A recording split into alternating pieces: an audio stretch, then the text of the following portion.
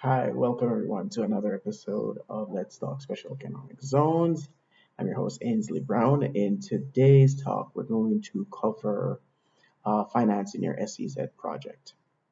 Now, this is actually from a request I received from the channel. Um, now, in order to cover this, you have to know what exactly are you financing, and firstly, who are you? Are you a government?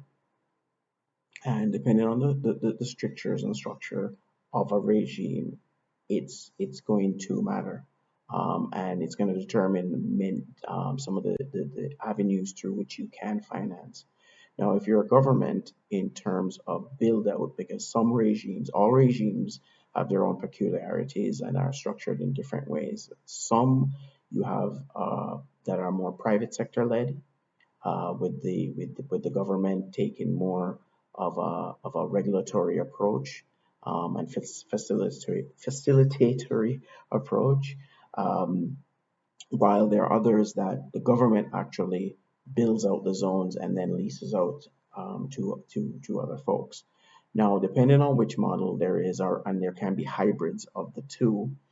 There can even be a public-private partnership between the government and the private sector. So depending on what is going on or who you are, there are different types of financing that are available. And also within the laws of the country, there would be different financing. So you could finance it by debt, you go and borrow money.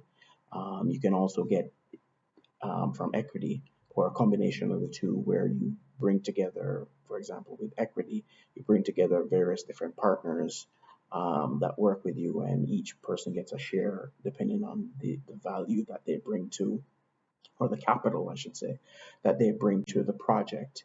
Um, so it's going to vary depending on what you want to do. Now, if you are financing to construct, um, in a model where, or in a regime that allows for construction of a zone and ownership of a zone, or partial ownership, or leasing of a zone, but the investor is charged with building out the zone.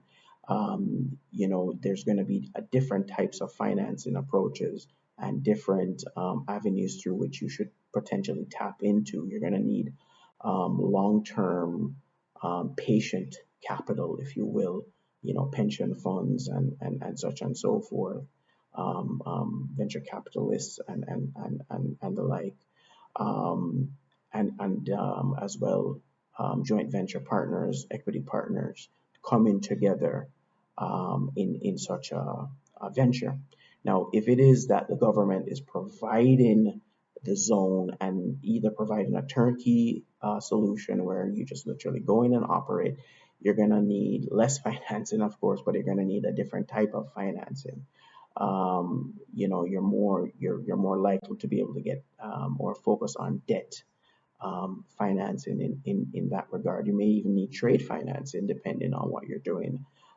If you're doing particularly trade in goods, you may need to do bills of exchange or letters of credit and such as, or guarantees. Oftentimes, governments have their export-import banks that offer these facilities to investors going into overseas markets.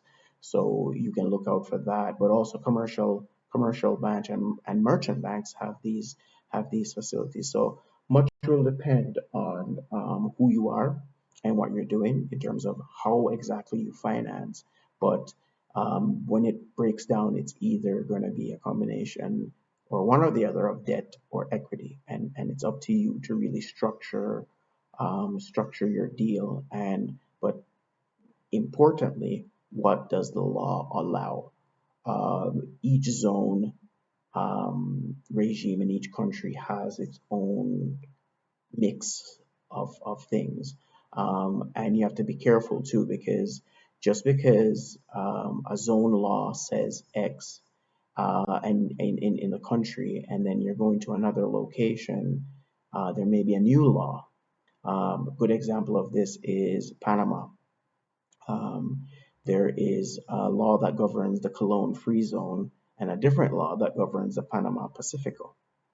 So, there are different laws and different authorities that govern that space, and different models, business models that the Panamanians have used to govern or structure that space. In Dubai, for example, each zone is its own authority, and the government is the one that runs it. So the government provides you with basically the space for you to go in. Sometimes it's a turnkey solution. So again, you don't have to worry about the build out. You just have to go in and operate. So trade financing, particularly for people dealing with goods, would become important. Additionally, you may already be a well-established zone, and you may need some additional funding. So that's something to consider. You may want to take on a equity partner. You may even want to list your zone or your zone operation on the local stock exchange if that's allowed. That's another way to go as well. Um, and you can, again, the various financial institutions, such as pension funds and so forth, especially if it is a long-term project that they can see clear cash flows over a 15, 20-year period, 30-year period. They are probably willing to invest, and again, you have to look at the laws of the country in terms of how much they're allowed to invest in these types of projects. So a lot of research would have to be done in terms of um, structuring the financing that you may require for your SEZ. So a lot depends on, again, who you are and what you're going to do, and what does the law, or what do the laws of the land allow. Thank you. So if you like this episode, please like and share. If you want me to cover a specific topic, just leave a comment down below, and I'll be happy to get back to you.